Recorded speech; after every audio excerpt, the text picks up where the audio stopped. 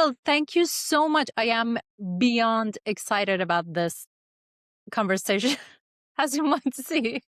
Yay. I haven't, yes, welcome, welcome.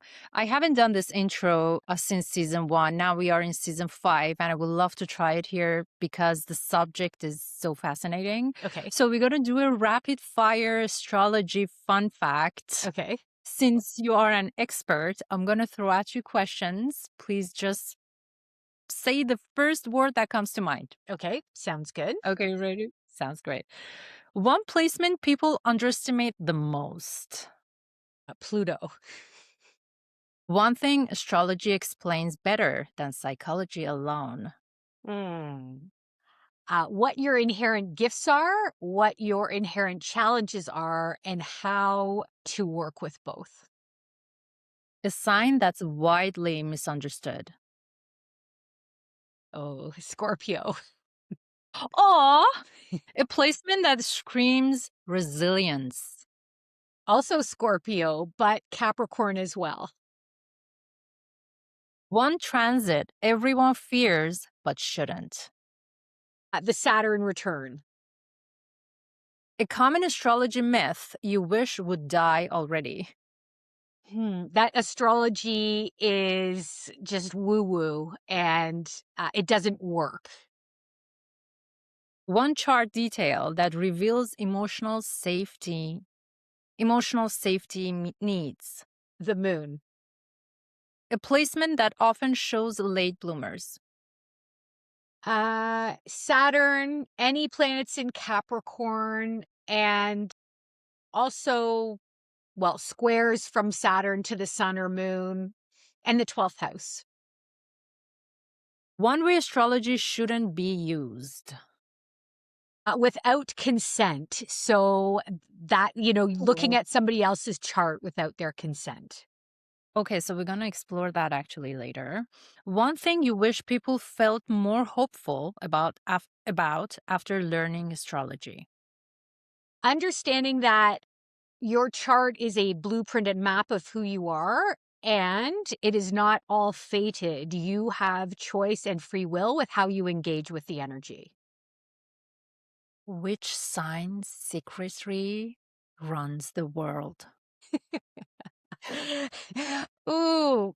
Right now, probably Capricorn. Well, yeah, maybe I would say Capricorn and Scorpio, but maybe Virgo is doing it secretly. Most emotionally intuitive sign when healthy. Probably Pisces or Cancer. Most misread planet. Like misunderstood or misinterpreted? Misread.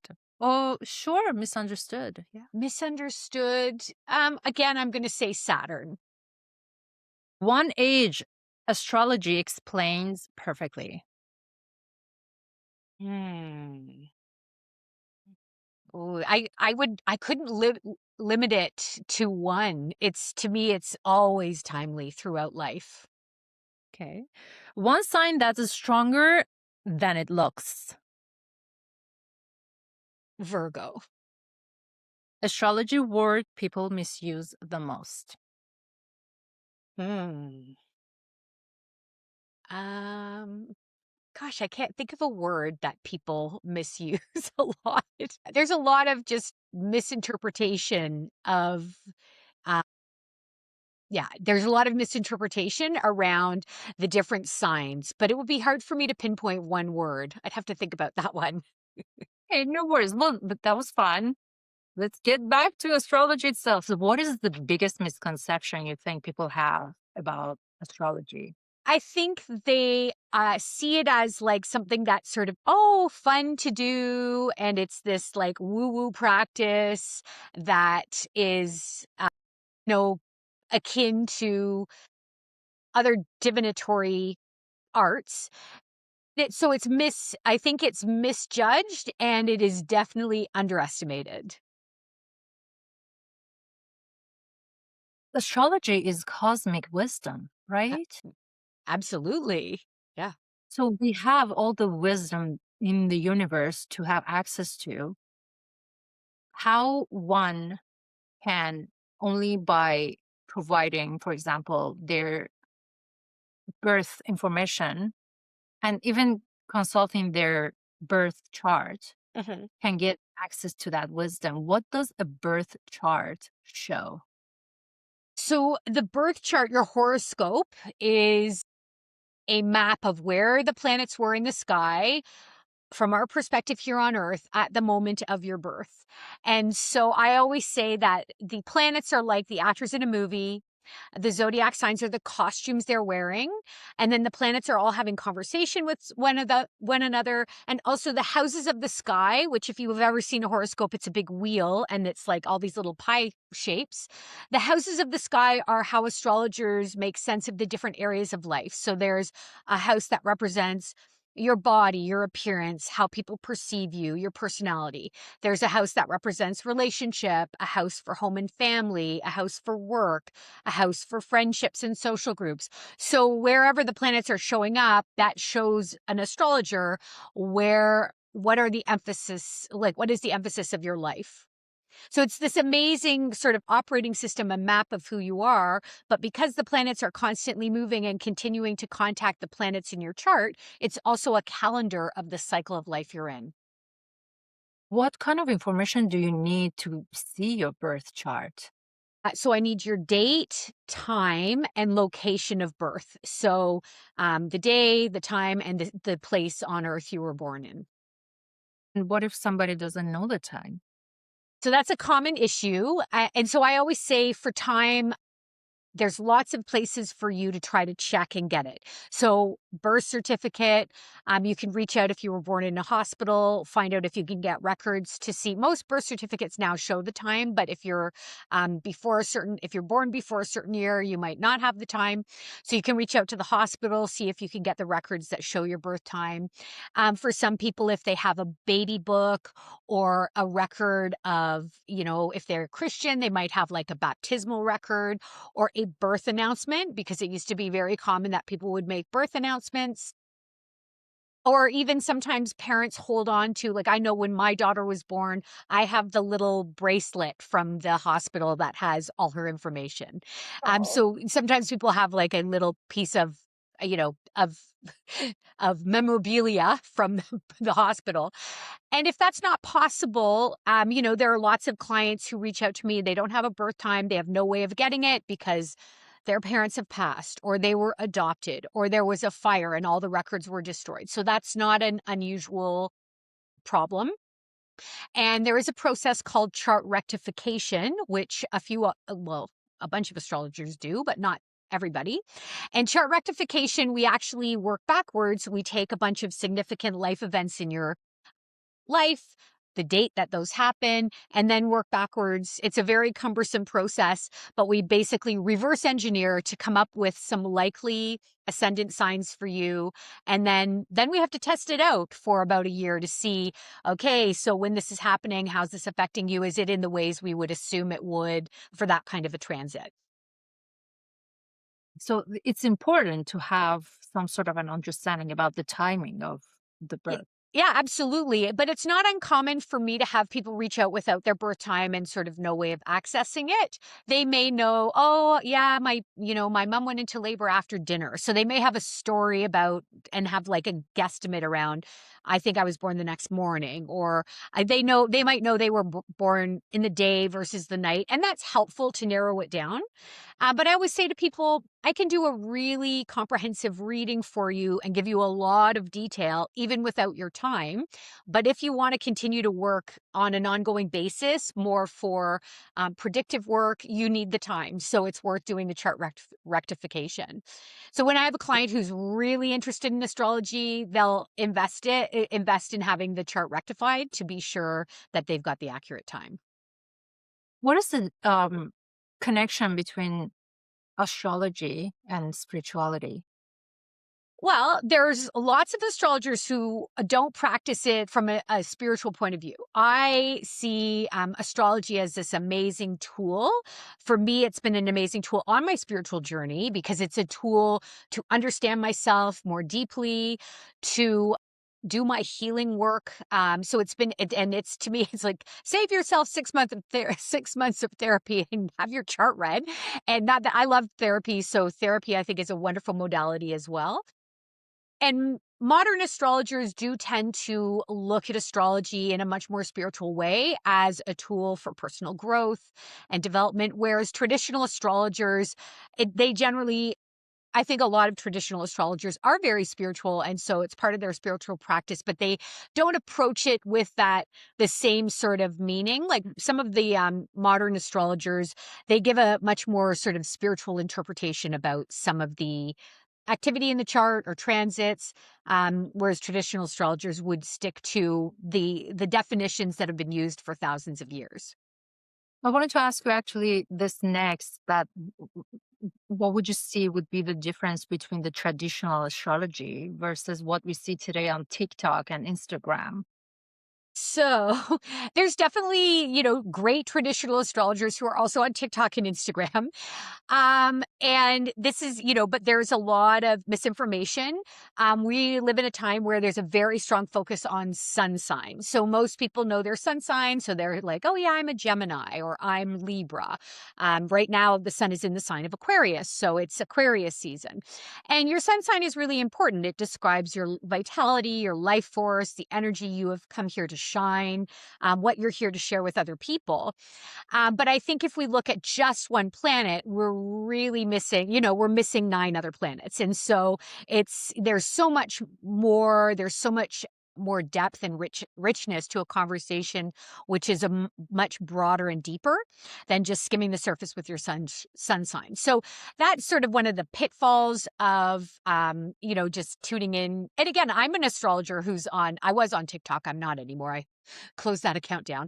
But I'm on Instagram. I post every day, and that's more just to help people understand about astrology, learn how to use it, how to work with it, tuning into the cycles of the moon. But traditional astrologers, some of like the ones there was a Project Hindsight a couple of decades ago that kind of led to the resurgence of traditional astrology techniques. And that was Robert Hand and his colleagues, and then Demetra George is a really wonderful and very well-known traditional astrologer. A very popular one is Chani Nicholas. I love her. Chris Brennan, Lisa Scheim. Those are all really great traditional astrologers. And I think you can they're just going to give you a much more in-depth understanding, and they're rather than just sort of skimming the surface. Thank you for explaining that. I think what I wanted to find out whether the tools were different back in the day versus now in the modern time. Okay, so that's a great question. Well, back in the day, we were calculating charts by hand. I actually Oh, know how to do that. It's so you had to. I did a course on the mathematics of astrology, so I learned how to calculate a chart by hand. So if there's ever a zombie apocalypse and we don't have the internet, I can still do your chart because I have an ephemeris. So so now it's really quick and easy because you just have a software program that you plug the information to, and boom, like in 2 seconds, the chart is up. So traditional and modern astrologers all use modern software. Very few people are calculating charts by hand because it takes a long time. And also when you're doing a detailed consult for somebody, you might be looking at multiple charts. So that you'd be spending 10 hours to give somebody a half an hour long consult. So you'd have to charge an awful lot of money for that. So we all use the same tools, but the way we interpret is slightly different. And the guidance that we might provide to a client would also be a little bit different. so why would somebody want to compare multiple charts? Is it from other people or? No, it could be. So, for example, when I'm meeting with a client, so most of my clients connect with me at least once a year, if not a couple of times a year. So, I'm going to look at a few things. I want to look at their natal chart, and then look at the transits, the transiting planets chart. So, what's going on right now with the planets in the sky? I'm going to look at what's called the progress chart, which is an ancient timing technique that's very symbolic, where sort of the first 100 days of life then take on the symbolism of 1 day equals a year in the life. And so we look at what's happening in your secondary progressions.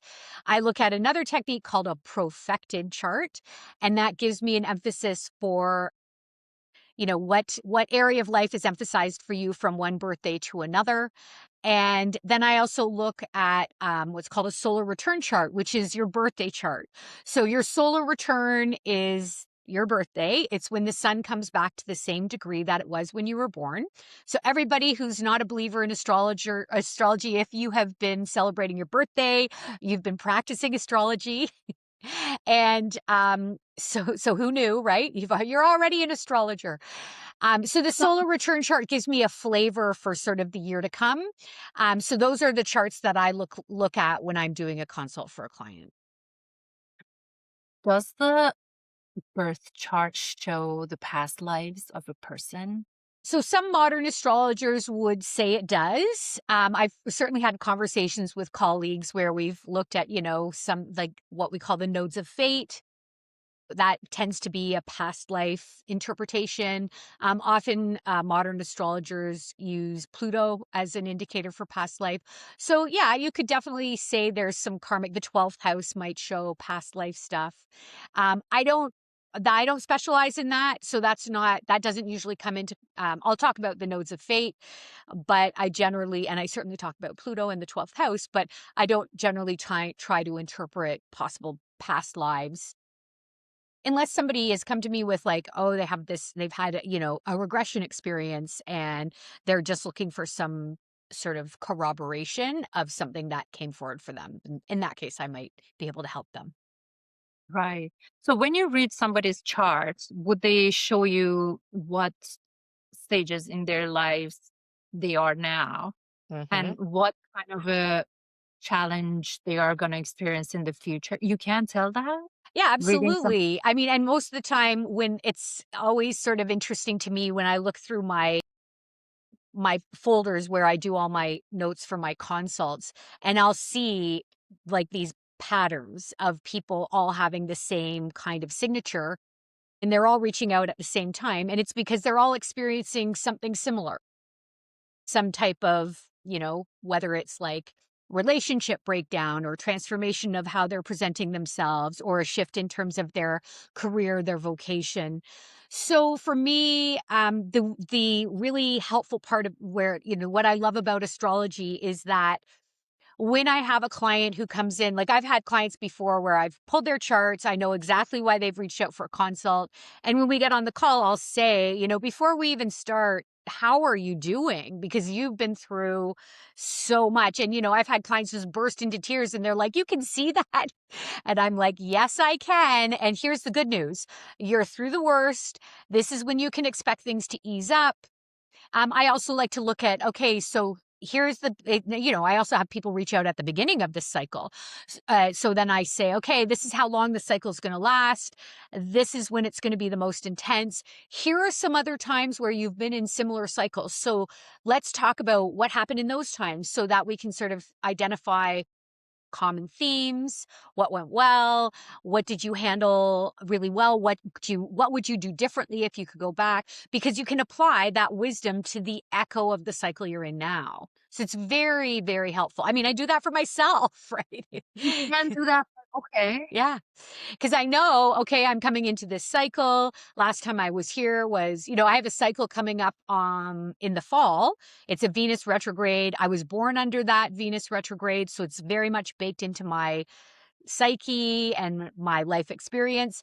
And the last time I was in this cycle was 2018. So I was like, oh yeah, what was going on in the fall of 2018? And it's like, oh right, it was that. Okay. So now I can expect some kind of an echo of that story to play out this coming fall. So basically, if you know these things, you can have some sort of a,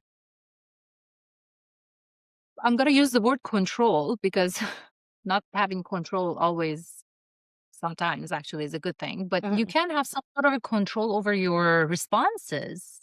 Yes. Yeah, I was gonna say, I wouldn't say you have control, but you have choice over how you're gonna respond, so you're not just blindly reacting. You're not it to me, it takes you from feeling like everything is happening to you, to a perspective of, "Okay, how can I work with this? I'm not a victim, I have agency, so how this is hard." So part of that is even just acknowledging, this is a really hard time. And that's something I often say to clients like, you are in a situation that's really challenging. This might be a once in a lifetime transit.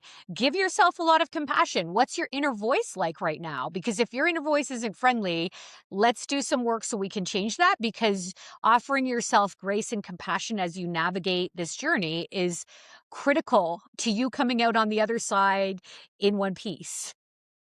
Choice and agency. Perfect words. Perfect words. Thank you for, yes, thank you for clarifying.